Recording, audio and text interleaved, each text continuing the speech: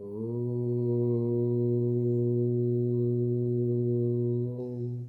सहना भवतु सहनौ भुनक्तु सह वीर्यं करवावहै तेजस्विनावधीतमस्तु मा विद्विषावहै। ॐ शान्तिः शान्तिः शान्तिः। भारतीय धर्म दर्शन का प्रमुख ग्रंथ है वेद, जिसका अर्थ है ज्ञान प्राप्ति, ज्ञान अथवा ज्ञान प्राप्ति का ग्रंथ। हम इसके शाब्दिक अर्थ पर या वेद की परिभाषा पर पिछली वीडियो में चर्चा कर चुके हैं।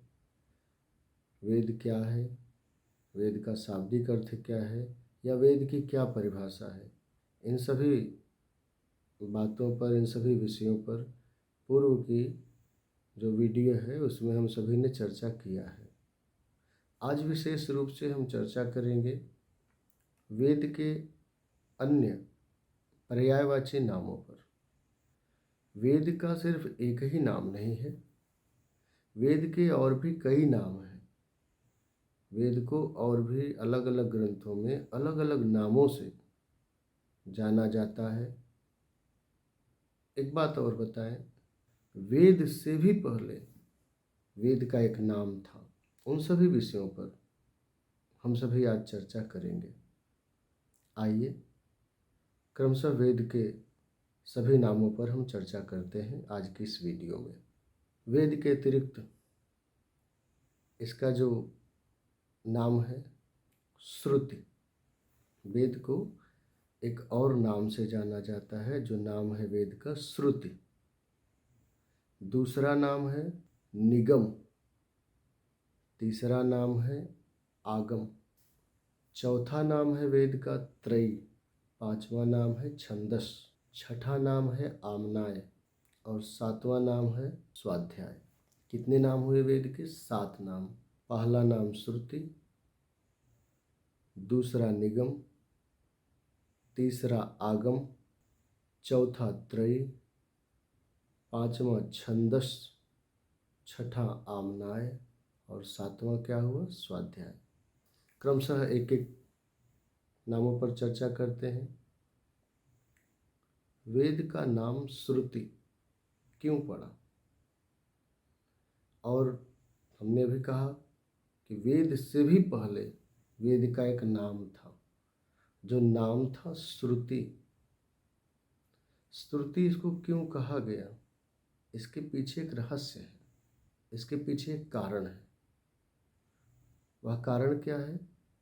जो हमारे प्राचीन ऋषि महर्षियों ने अपनी साधना के क्रम में जो ज्ञान संहिता रूप में, मंत्र रूप में अपनी आत्मा में धारण किया, प्राप्त किया, वह ज्ञान अपने अंतेवासी शिष्य जो उनके समीप रहते थे, गुरुकुल में रहते थे, गुरु परंपरा के द्वारा उन शिष्यों को, उन ब्रह्मवेत्ता ऋषियों ने, जो ऋषि ब्रह्मवेत्ता थे, जो ऋषियों, जिन ऋषियों ने मंत्रों को देखा था, जिसके लिए निरुक्त में यास्क मुनि ने क्या लिखा? साक्षात कृत धर्माण ऋषयो बभूवुः। वे ऋषि होते हैं जिन्होंने मंत्रों को साक्षात किया, जिन्होंने मंत्रों को लिखा नहीं बल्कि उनको देखा, अपनी आत्मा में उन मंत्रों को धारण किया।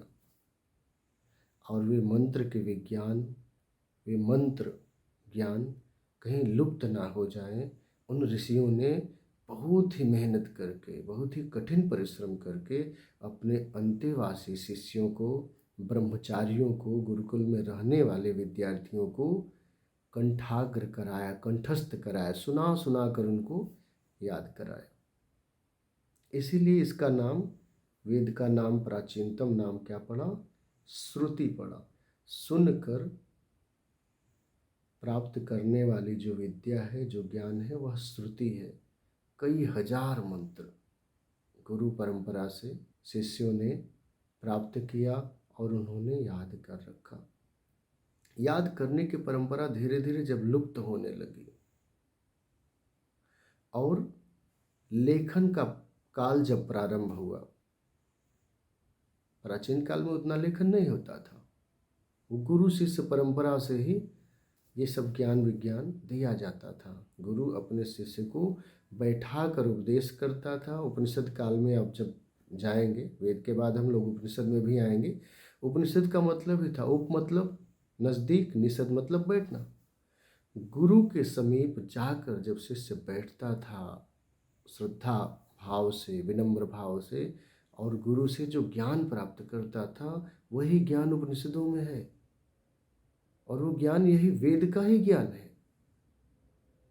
तो वेद का नाम श्रुति इसीलिए पड़ा क्योंकि गुरु परंपरा से शिष्यों ने इन वैदिक मंत्रों को सुन करके याद किया। और जब याद करने की परंपरा धीरे धीरे लुप्त होने लगी अथवा लेखन काल जब प्रारंभ हो गया, तब इन मंत्रों को ताम्रपत्र पर अथवा भोजपत्र इत्यादि पर प्राचीन काल में लिखना प्रारंभ कर दिया गया। इनका लेखन कार्य प्रारंभ कर दिया। तब धीरे धीरे यह ज्ञान लिपि में आने लगा। तब इस ज्ञान का नाम वेद पड़ा।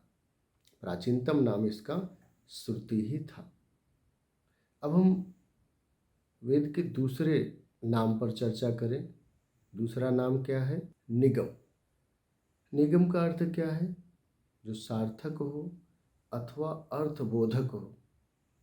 तो ये वेद ज्ञान सार्थक भी हैं, अर्थबोधक भी हैं, इसलिए वेद को निगम कहा जाता है। साथ ही जो साभिप्राय हो और सुसंगत भी हो, उसको भी निगम कहते हैं। साभिप्राय, सुसंगत और गंभीर अर्थ को बताने वाला जो है उसे क्या कहते हैं? निगम कहते हैं। जो सार्थक या अर्थबोधक हो, जो साभिप्राय हो, जो सुसंगत हो अथवा जो गंभीर अर्थ को बताने वाला हो, उस ग्रंथ को या उस ज्ञान को निगम कहते हैं। इसलिए वेद का एक नाम निगम भी है। वेद का जो तीसरा नाम है वह है आगम। आगम कहते हैं धर्मशास्त्रों को, और कुछ स्थानों पर आगम वेद के लिए भी प्रयुक्त हुआ है, क्योंकि वेद में भी धर्म की बातें हैं। इसलिए वेद को भी आगम और निगम ये दोनों शब्द बोले जा सकते हैं, बोलते हैं। कुछ विद्वान इसको भी आगम बोलते हैं। वैसे ज़्यादातर आज के प्रचलन में आगम शब्द तंत्र इत्यादि ग्रंथ, जो तांत्रिक ग्रंथ हैं, तंत्र के ग्रंथ हैं, उन ग्रंथों के लिए प्रयुक्त होता है। लेकिन वेद को भी कुछ विद्वान आगम ग्रंथ बोलते हैं। वेद का जो चौथा नाम है वह है त्रयी। वेद का चौथा नाम क्या है? त्रयी। त्रयी क्यों पड़ा? क्योंकि ऐसी मान्यता है कि प्राचीन काल में 3 ही वेद थे। कितने वेद थे? 3। कौन कौन वेद थे? ऋग्वेद, यजुर्वेद, सामवेद और अथर्ववेद। अथर्ववेद नहीं था। प्राचीन काल की जो गणना है उसमें 3 वेद, ऋग्वेद, यजुर्वेद और सामवेद। इन तीनों वेदों के कारण ही वेद को त्रयी कहा गया। कुछ विद्वानों की ये मान्यता है अथर्ववेद में इन्हीं तीनों वेदों का सार तत्व निहित है। जिस वेद को महर्षि अंगिरा ने सृजित किया, एकत्रित किया, उसी को अथर्ववेद कहते हैं। ऐसे प्राचीन कुछ विद्वानों की मान्यता है कि प्राचीन काल में 3 वेद थे और चौथा वेद जो अथर्ववेद है उसको महर्षि अंगिरा ने अपने प्रयास से, पुरुषार्थ से कुछ वेद मंत्रों को एकत्रित करके जो इन तीनों वेदों में थे उन्हीं के सार तत्व में लाया।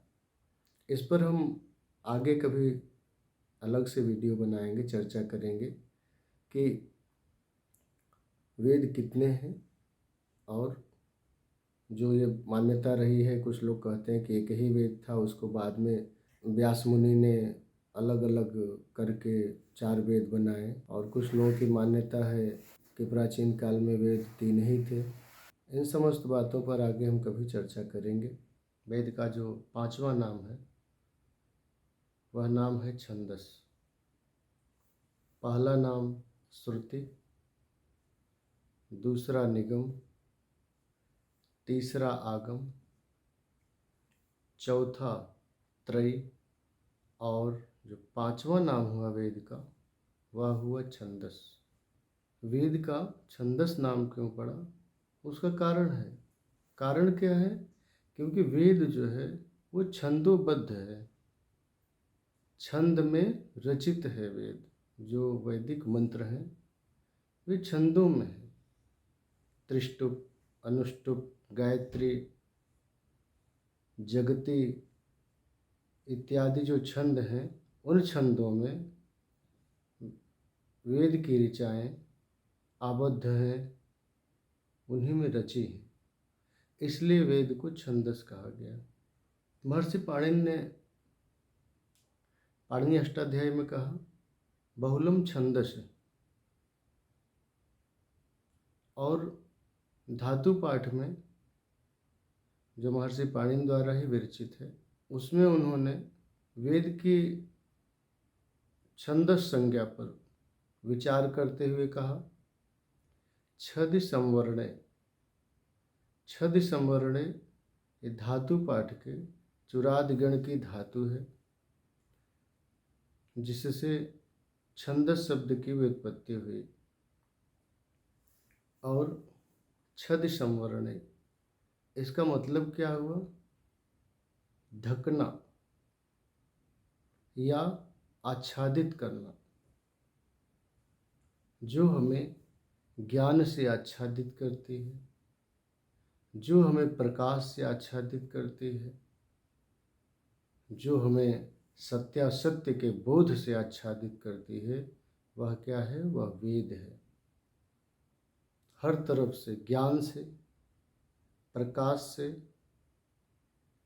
या जो भी विज्ञान है उन समस्त विज्ञानों से, ज्ञान से, प्रकाश से, इन सब से हमें आच्छादित कर देती है और हमारे अज्ञान आवरण को हटा देती है, हमारे अंदर के अंधेरे को दूर कर देती है। छदि संवरणे का यही मतलब हुआ। इसीलिए वेद को छंदस कहा गया। महर्षि यास्क ने भी निरुक्त में वेद को छंदांसि छादनात् कहकर संबोधित किया है। मतलब जो हमें आच्छादित करके रखती है ज्ञान से, प्रकाश से, या सत्यासत्य के विवेक से, बोध से, मानव को कर्तव्य, उसके कर्तव्य में जो परायण होने की निष्ठा प्रदान करती है, वह वेद है।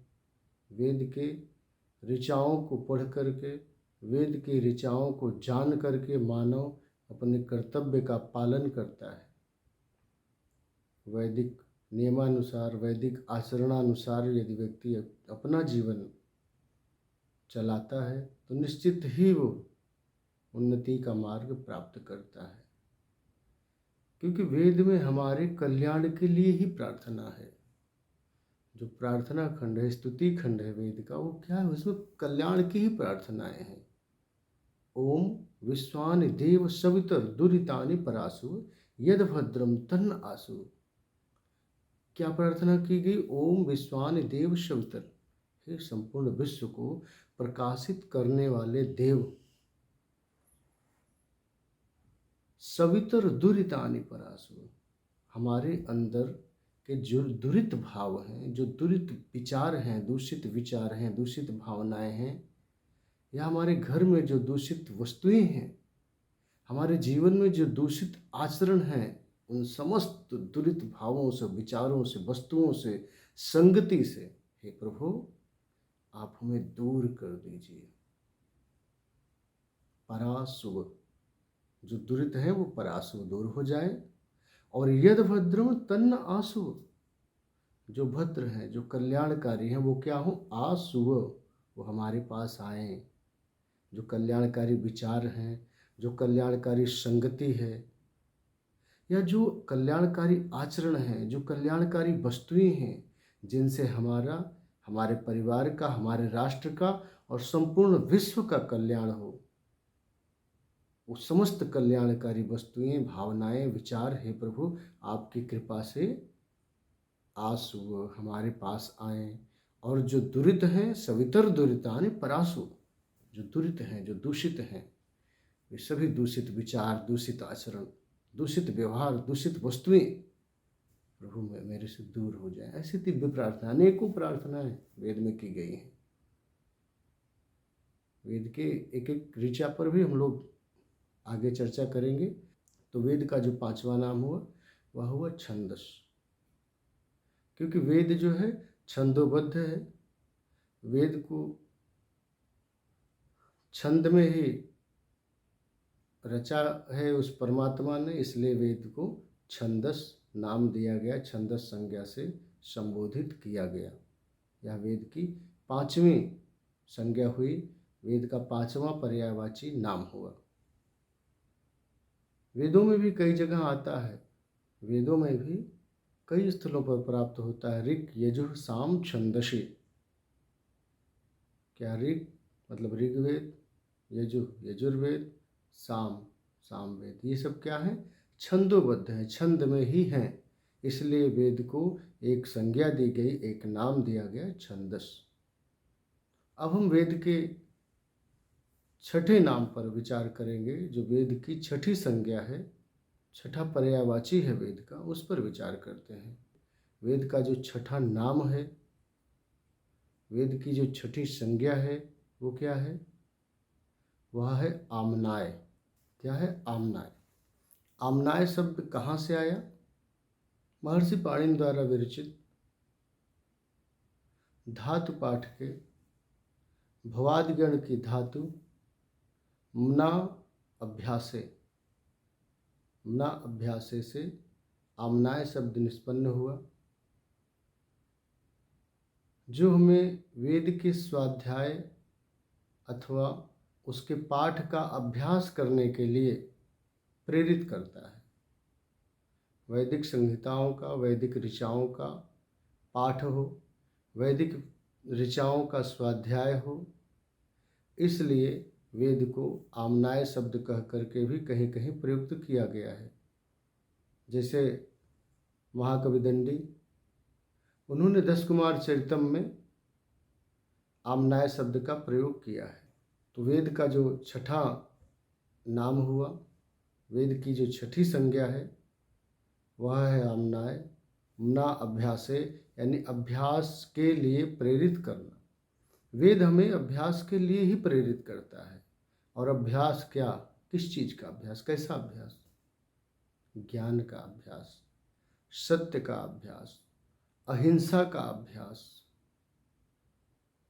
जो भी सदाचरण है उनका अभ्यास, उन सभी अभ्यासों को निरंतर करें, उन्हीं अभ्यासों को जीवन में लाएं, जीवन में उतारें। इसीलिए वेद ने जो हमें उपदेश दिया, वेद भगवान ने उस परमात्मा की जो दिव्य वाणी, परमात्मा की जो अमोघ वाणियाँ हैं, जो ऋषियों की आत्मा में प्रकट हुई हैं। ऋषियों मंत्र दृष्टारा कहा गया। ऋषियों ने मंत्रों को देखा और उन ऋषियों ने हमें कृपा करके हमें उन समस्त मंत्रों को प्रदान किया। हमारे ऋषियों की एक अहेतुकी कृपा है, भारतीय ऋषियों की, जिन्होंने हजारों, सैकड़ों वर्ष, करोड़ों वर्ष पुराने इन वैदिक मंत्रों को संजो कर रखा, अपने पास संभाल कर रखा, श्रुति परंपरा के द्वारा अपने शिष्यों को सुना कर याद कराया। और वे शिष्य मंत्रों को याद करते थे। कई हजार शाखाएं वेद की भारत में विकसित हैं, जो अलग अलग शाखाओं में वैदिक मंत्रों को याद करने वाले शिष्य हुआ करते थे और उसके आचार्य होते थे। आज बहुत सारी शाखाएं वेद की लुप्त भी हो गई हैं, लेकिन अभी भी बहुत सारी शाखाएं जो है भारत में विकसित हैं और प्रचलित हैं, जिनके वेद पाठी अभी भी वैदिक मंत्रों का जब उच्चारण करते हैं, गान करते हैं, तो एक अलौकिक दिव्य आनंद की अनुभूति होने लगती है। अब वेद का जो 7वां नाम है, 7वां नाम वेद का क्या है? वह है स्वाध्याय। स्वाध्याय का 2 अर्थ होता है, एक स्व, दूसरा अध्याय। स्वस्य अध्याय स्वाध्याय, मतलब अपने विषय में जानना, अपना अध्ययन करना, कर विचार मैं कौन हूँ, ब्रह्म को जगदाधार। विहंगम योग एक बहुत ही दिव्य संस्था है, एक दिव्य ज्ञान धारा है, जिसके प्रणेता महर्षि सदाफल देव जी महाराज, उन्होंने अपने ग्रंथ स्वरवेद में लिखा कि कर विचार मैं कौन हूँ, ब्रह्म को जगदाधार, कैसे जग उत्पन्न भय, लीन कौन विधि पार। बहुत ही अच्छी बात उसमें उन्होंने कही। कर विचार मतलब विचार करो, मैं कौन हूँ, अपने विषय में चिंतन करो, अपने विषय में विचार करो कि कौन हो तुम, कौन हो प्यारे, कहाँ से आए, यहाँ कौन पठाया है, या कर भेद मोह बतलाओ, किस लिए कर्म कमाया है। अपने विषय में चिंतन करना, कुछ क्षण निश्चित तौर पर अपने लिए भी निकालना चाहिए। 2-4 मिनट 10 मिनट ही सही प्रतिदिन अपने आत्मचिंतन के लिए, दिन भर जो किए हैं उसका चिंतन करना चाहिए कि मैंने दिन भर क्या अच्छा कर्म किया और क्या बुरा। सबसे बड़ा निर्णायक अपने जीवन का मनुष्य स्वयं है, वह स्वयं ही सबसे बड़ा निर्णायक है। हमारे अच्छे और बुरे आचरणों को 2 ही जान सकते हैं, या मैं, मेरी आत्मा, या वो परमात्मा। इन दोनों के अलावा और तीसरा कोई नहीं जानता है। तो कभी अकेले एकांत में बैठकर 2-4 मिनट अपने लिए भी निकालना चाहिए, अपना भी अध्ययन करना चाहिए कि मैंने क्या अच्छा कर्म किया है जीवन में और क्या बुरा कर्म किया है। सुबह से शाम तक कर्म करते गए, लेकिन इसका लेखा जोखा कहाँ है? खुद भी लेखा जोखा कभी निकाल लेना चाहिए कि हमने अच्छा कर्म किया है दिन भर या बुरा कर्म किया है। यह है स्वाध्याय। दूसरा अर्थ जो विद्वानों ने दिया, सु और अध्याय। सु मतलब सुंदर, अध्ययन मतलब पढ़ना। सुंदर मोक्षगामी ग्रंथों का स्वाध्याय करना, पढ़ना भी स्वाध्याय होता है। स्वाध्याय प्रवचनाभ्याम न प्रमुदितव्य, स्वाध्याय और प्रवचन में कभी भी प्रमाद नहीं करना चाहिए। तैत्तिरीय उपनिषद में आया, वेद की वाणी है। वेद के लिए शतपथ ब्राह्मण में स्वाध्याय शब्द का प्रयोग हुआ है। क्या कहा शतपथ ब्राह्मण में? स्वाध्यायो ध्येतव्य, मतलब स्वाध्याय निरंतर करते रहना चाहिए। किसका स्वाध्याय करते रहना चाहिए? वैदिक मंत्रों का। आप्तोपदेशः शब्दः, न्याय दर्शन ने क्या कहा कि जो आप्त पुरुष की वाणियां हैं, जो आप्त के वचन हैं, उन वचनों को निरंतर प्रमाण मान करके उन वचनों को निरंतर स्वाध्याय करते रहना चाहिए। और जो आप्त पुरुष हैं उनके वचन ही संसार के लिए प्रमाण हो जाते हैं। आप्त मतलब जिन्होंने वैदिक मंत्रों को देखा, जैसा कि निरुक्त में कहा गया ना कि साक्षात कृत धर्माण ऋषियो बभूव, जिन्होंने वैदिक मंत्रों का साक्षात किया है, जिन्होंने वैदिक मंत्रों को अपने अनुभव में धारण किया है, उतारा है, वो क्या है? वो ऋषि हैं। तो आज हमने वेद के 7 पर्यायवाची, 7, 5 और 2 7 पर्यायवाची नामों पर चर्चा की, जो वेद के अतिरिक्त है। वेद तो एक नाम उसका है ही, उसके अतिरिक्त जो 7 नाम हुए, पुनः एक बार हम विचार कर लें कौन कौन नाम हुए। पहला हुआ श्रुति, दूसरा क्या हुआ? निगम, तीसरा आगम, चौथा त्रयी, 5वां छंदस, छठा आमनाय और सातवां नाम स्वाध्याय। इन समस्त नामों पर हम सभी ने चिंतन प्रकट किया और निश्चित ही यह ज्ञान हमारे जीवन में कहीं न कहीं काम आएगा। जो वैदिक ग्रंथों का अनुशीलन करते हैं उनके लिए निश्चित तौर पर यह एक प्रकाश पुंज की तरह होगा और वेद की नई नई बातों को हम नित्य लाने की कोशिश करेंगे अपने अलग अलग वीडियोज़ के माध्यम से। और वेद के दृष्टा कौन है, वेद को किसने लिखा है, वेदों को किसने लिखा है, ये हमारे मन में एक प्रश्न रहता है कि वेद के रचयिता कौन है।